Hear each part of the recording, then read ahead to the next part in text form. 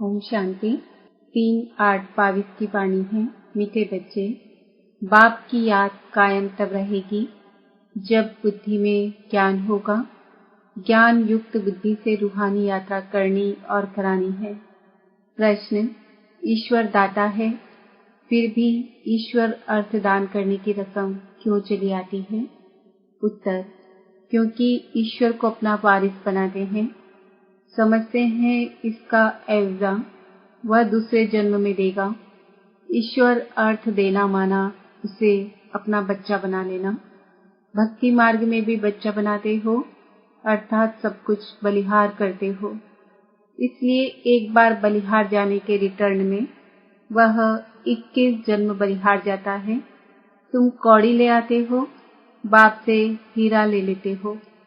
इसी पर ही सुदामा का मिसाल है। गीत रात की राही थक मत जाना, सुबह की मंजिल दूर नहीं। ओम शांति। बच्चों ने इस गीत की एक लाइन से ही समझ लिया होगा।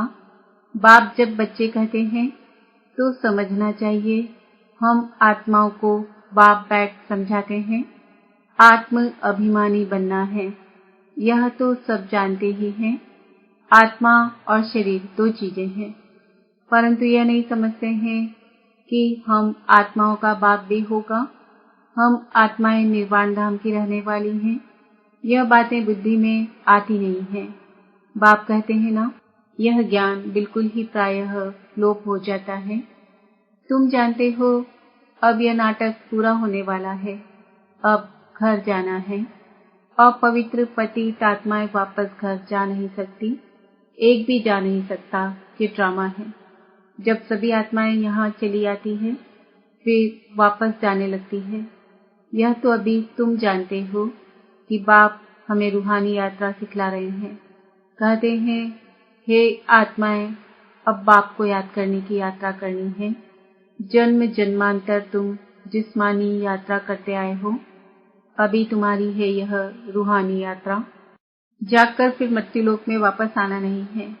मनुष्य जिस्मानी यात्रा पर जाते हैं तो फिर लौट आते हैं। वह है जिस्मानी देह अभिमानी यात्रा, यह है रूहानी यात्रा। सिवाय बेहद के बाप के यह यात्रा कोई सिखला नहीं सकती। तुम बच्चों को श्रीमत पर चलना है। सारा मदार है याद की यात्रा पर। जो बच्चे जितना याद करते हैं, याद कायम उनकी रहेगी जिनको कुछ न कुछ ज्ञान है। आवागमन तो सभी का होता रहता है, आना और जाना। जन्म लिया और छोड़ा, इसको आवागमन कहा जाता है। अभी तुम इस दुखधाम के आवागमन के चक्र से छूटते जा रहे हो। यह है दुखधाम। अभी तुम्हारा जन्म मरण सब अमरलोक में होना है, जिसके लिए तुम पुरुषार्थ करने आए हो अमरनाथ के पास। तुम सब पार्वतियां हो, अमर कथा सुनती हो अमरनाथ से, जो सदैव अमर है। तुम सदैव अमर नहीं हो। तुम तो जन्म मरण के चक्र में आते हो। अभी तुम्हारा चक्र नर्क में है। इससे तुमको छुड़ाकर आवागमन स्वर्ग में बनाते हैं। वहां तुमको कोई दुख नहीं होगा। यह है तुम्हारा अंतिम जन्म। तुम देखते जाएंगे कैसे विनाश होता है। यह जो माथा मारते हैं, लड़ाई न हो या कहते हैं बॉम्ब जाकर समुद्र में डाल दें, ये सब बेचारे कहते रहते हैं, परंतु यह नहीं जानते कि अब समय आकर पूरा हुआ है। तुम अभी संगम पर हो और दुनिया वाले समझते हैं कि अभी तो अजून कलयुग शुरू होता है। 40,000 वर्ष बाद संगम आना है। यह भी बात निकली है शास्त्रों से। बाप कहते हैं, तुम जो कुछ वैद शास्त्र आदि पढ़ते, दान पुण्य आदि जन्म जन्मांतर से करते आए हो, यह सब है भक्ति मार्ग। तुम जानते हो हम पहले ब्राह्मण फिर देवता बनते हैं। ब्राह्मण वर्ण है सबसे ऊंचा। यह तो प्रैक्टिकल बात है। ब्राह्मण बनने बिगर कोई देवता वर्ण में आ नहीं सकते। तुम निश्चय करते हो हम ब्रह्मा के बच्चे हैं, शिव बाबा से दैवी राज ले रहे हैं। अभी तुम्हारा पुरुषार्थ चलता है, रेस भी करनी पड़ती है। अच्छी रीति पढ़कर फिर दूसरों को भी पढ़ाएं, लायक बनाएं, तो वह भी स्वर्ग के सुख देखें। कृष्णपुरी को तो सभी याद करते हैं। श्री राम को छोटेपन में झूला आदि नहीं झुलाते हैं। श्री कृष्ण को तो बहुत प्यार करते हैं, परंतु अंधश्रद्धा से समझते तो कुछ भी नहीं है। बाप ने समझाया है, इस समय यह सारी सृष्टि तमो प्रधान काली है। भारत बहुत सुंदर गोल्डन एज था, अब तो आयरन एज में है। तुम भी आयरन एज में हो, अब गोल्डन एज में जाना है। बाप सोनार का काम कर रहे हैं। तुम्हारी आत्मा में जो लोहे और तांबे की खाद पड़ी थी वह निकाली जाती है। अभी तुम्हारी आत्मा और शरीर दोनों झूठे बन गए हैं। अभी तुमको फिर से सच्चा सोना बनना है। सच्चे सोने में बहुत खाद मिलाने से एकदम मुलम्मा बन जाता है। तुम्हारी आत्मा में अभी बिल्कुल थोड़ा सोना जाकर रहा है। जेवर भी पुराना है। 2 कैरेट सोना कहेंगे तो बाप बैठकर श्रीमत देते हैं। भारत बरोबर स्वर्ग था और कोई धर्म का राज्य नहीं था। फिर उस स्वर्ग में जाने का पुरुषार्थ करना है, परंतु माया करने नहीं देती है। माया तुम्हारा बहुत सामना करती है। युद्ध के मैदान में तुमको बहुत हराती है। चलते चलते कोई तूफान में आ जाते हैं, विकार में जाकर एकदम काला मुंह कर देते हैं। बाप कहते हैं, अभी मैं तुम्हारा गोरा मुंह करता हूँ। तुम विकार में जाकर फिर काला मुंह मत करो। योग से अपनी अवस्था को शुद्ध बनाओ। शुद्ध होते होते सारी खाद निकल जाएगी, इसलिए योग भट्टी में रहना है। सोनार लोग इन बातों को तो अच्छी रीति समझेंगे। सोने की खाद निकलती है आग में डालने से, फिर सोने की सच्ची ढली बन जाती है। बाप कहते हैं, जितना तुम मुझे याद करते रहेंगे उतना शुद्ध बनते जाएंगे। बाप तो श्रीमत देंगे और क्या करेंगे। कहते हैं, बाबा कृपा करो। अब बाबा कृपा क्या करेंगे। बाप तो कहते हैं, याद में रहो तो खाद निकल जाएगी, तो याद में रहना है। वह कृपा आशीर्वाद मांगना है। इसमें तो हर एक को अपनी मेहनत करनी है। बाप कहते हैं, रूहानी बच्चे, इस यात्रा में थक मत जाओ। घड़ी घड़ी बाप को भूलो मत। जितना याद में रहते हो उतना समय जैसे तुम भट्टी में हो। याद नहीं करते हो तो भट्टी में नहीं हो। फिर तुमसे और भी विकर्म बनते ऐड होते जाते हैं, जिससे तुम काले बन जाते हो। मेहनत कर गोरे बन और फिर काले बनते हो, तो गोया तुम वैसे 50% काले थे, अभी फिर 100% काले बन जाते हो। काम विकार ने ही तुमको काला किया है। वह है काम चेता, यह है ज्ञान चेता। मुख्य बात है काम की। घर में झगड़ा ही इस पर होता है। कुमारियों को भी समझाया जाता है कि अभी तुम पवित्र हो तो अच्छी होना। कुमारी को सब पांव पड़ते हैं क्योंकि पवित्र है। तुम सब ब्रह्मा कुमारियां हो ना।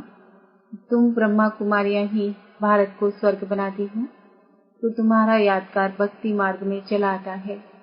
कुमारियों को बहुत मान देते हैं। है तो ब्रह्मा कुमार भी, परंतु माताओं की मेजॉरिटी है। बाप खुद आकर कहते हैं, वंदे मातरम। तुम बाप को वारिस बनाते हो। भक्ति मार्ग में तुम ईश्वर को दान क्यों देते हो। बाप तो बच्चों को देते हैं ना, फिर ईश्वर को दान क्यों करते हो। ईश्वर अर्थ करते हैं, कृष्ण अर्थ करते हैं। कृष्ण तुम्हारा क्या लगता है जो तुम उनको देते हो। कोई अर्थ चाहिए ना। कृष्ण गरीब तो है नहीं, फिर भी कहते हैं ईश्वर अर्थ। कृष्ण अर्थ तो होता ही नहीं, वह तो सतयुग का प्रिंस है। बाप समझाते हैं कि मैं सबकी मनोकामनाएं पूरी करता हूँ। कृष्ण तो मनोकामनाएं पूरी कर ना सके, वह तो कृष्ण को ईश्वर समझ कृष्ण अर्पणम कहते हैं। वास्तव में फल देने वाला मैं हूँ। भक्ति मार्ग की सब बातें समझाई जाती है। शिव बाबा को तुम देते हो तो जरूर बच्चा ठहराना। भक्ति मार्ग में भी बच्चा है, यहाँ भी बच्चा है।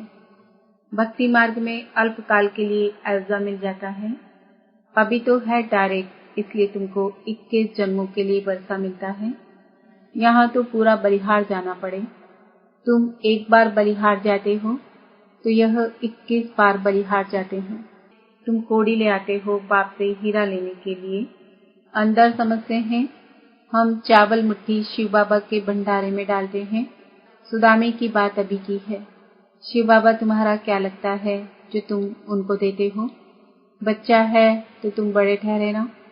समझते हो एक देवें तो लाख पावें। देने वाला दाता वह एक ही है। साधु लोग तुमको कुछ देते नहीं हैं। भक्ति मार्ग में भी मैं देता हूँ। इसलिए बाबा पूछते हैं तुमको कितने बच्चे हैं। फिर कोई को समझ में आता है, कोई को समझ में नहीं आता है। अभी तुम जानते हो हम शिव बाबा पर बलि चढ़ते हैं। हमारा तन मन धन सब उनका है। वह हमको 21 जन्मों के लिए वर्षा देंगे। साहूकारों का हृदय विदीर्ण होता है। बाबा का नाम ही है गरीब निवाज। बाप कहते हैं तुमको अपना गृहस्थ व्यापार संभालना है।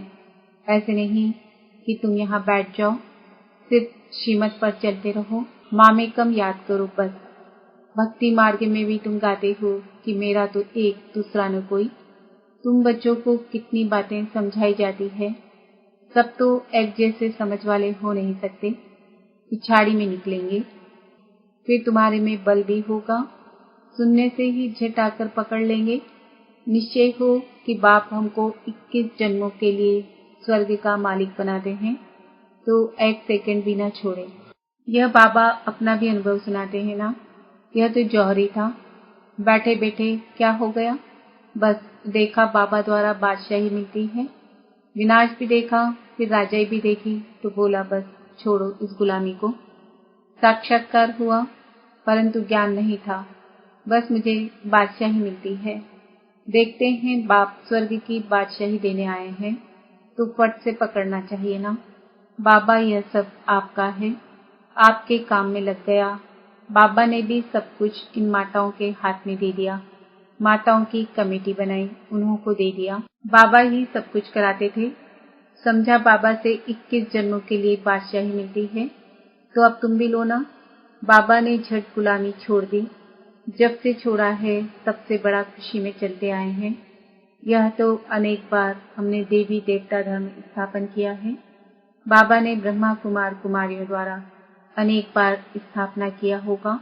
जब ऐसी बात है तो देरी क्यों? बाबा से तो हम 21 जन्मों का वर्षा जरूर लेंगे। बाबा घर बार तो नहीं छुड़ाते हैं।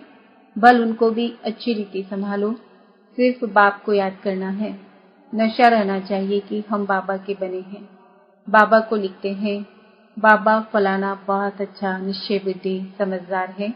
बहुतों को समझाते हैं परंतु निश्चय बुद्धि हमारे पास तो आते नहीं। बाबा से मिले ही नहीं और मर जाएं, फिर बाबा से वर्षा कैसे मिलेगा? यहाँ तो बाप की गोद लेनी होती है ना। निश्चय हुआ और शरीर छोड़ दिया, मेहनत कुछ नहीं की। आयरन एज से गोल्डन एज न बने तो कॉमन प्रजा में जन्म ले लेंगे। अगर बच्चा बन अच्छी रीति पक्का होकर फिर शरीर छोड़े तो वारिस बन जाए। वारिस बनने में मेहनत थोड़ी ही लगती है। कोई तो सूर्यवंशी राजा ही पाते हैं, कोई तो सर्विस करते करते पिछाड़ी में एक जन्म के लिए करके राजाई की पाक पा लेंगे। वह कोई सुख थोड़े ही हुआ। राजाई का सुख तो पहले ही है, फिर कलाएं कम होती जाती है। बच्चों को तो पुरुषार्थ कर माँ बाप को फॉलो करना है। मम्मा पापा की गद्दी पर बैठने के लायक तो बनो। हार्ट फेल क्यों होना चाहिए? पुरुषार्थ कर फॉलो करो। सूर्यवंशी गद्दी का मालिक बनो। स्वर्ग में तो आओ ना। नापास होते तो चंद्रवंशी में चले जाते हो। 2 कला कम हो जाती है। अच्छा, मीठे मीठे सिकिलदे बच्चों प्रति माता पिता बाप दादा का याद प्यार और गुड मॉर्निंग। रूहानी बाप की रूहानी बच्चों को नमस्ते। हम रूहानी बच्चों की रूहानी बाप दादा को याद प्यार गुड मॉर्निंग नमस्ते। धारणा के लिए मुख्य सार। बाप से आशीर्वाद मांगने के बजाय याद की यात्रा में तत्पर रहना है। रूहानी यात्रा में कभी भी थकना नहीं है। शिव बाबा को अपना वारिस बनाएं, उस पर पूरा पूरा बलिहार जाना है। माँ बाप को फॉलो करना है। 21 जन्मों की राजाई का सुख लेना है। वरदान। निमित्त भाव के अभ्यास द्वारा स्व की और सर्व की प्रगति करने वाले न्यारे और प्यारे भव। निमित्त बनने का पाठ सदा न्यारा और प्यारा बनाता है। अगर निमित्त भाव का अभ्यास स्वतः और सहज है तो सदा स्व की प्रगति और सर्व की प्रगति हर कदम में समाई हुई है। उन आत्माओं का कदम धरनी पर नहीं, लेकिन स्टेज पर है। निमित्त बनी हुई आत्माओं को सदा यह स्मृति स्वरूप में रहता कि विश्व के आगे बाप समान का एग्जाम्पल है। स्लोगन: सुखदाता के बच्चे सदा सुख के झूले में झूलते रहो, दुख की लहर में नहीं आओ। ओम शांति। आज का मैं आत्मा सुखदाता का बच्चा सुख स्वरूप हूँ।